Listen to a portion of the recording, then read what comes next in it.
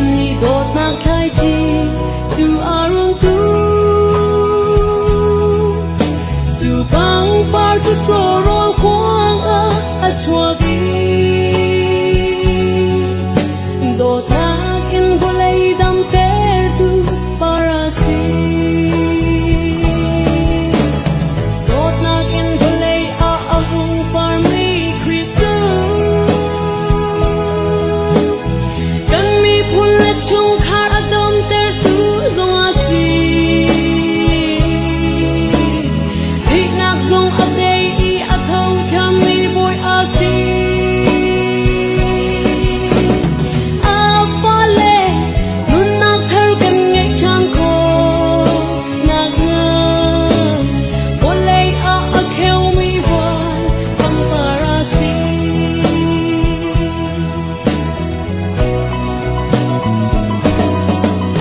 dot nakin akak mi boy du nong te chu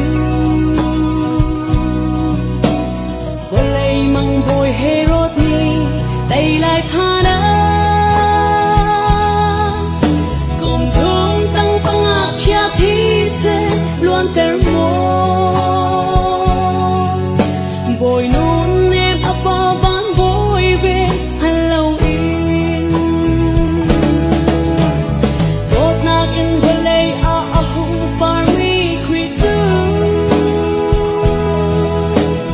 kan mi phun la chung khar adom ter tu zong asi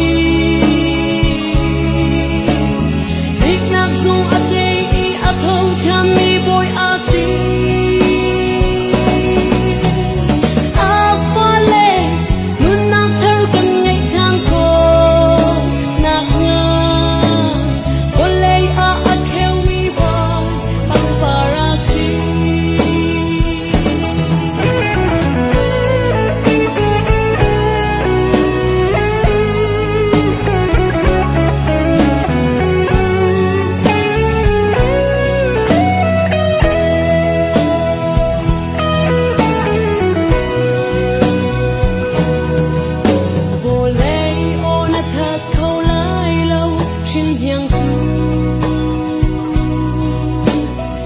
ven tu van rao ka pre sok lau an si an dot nak na cha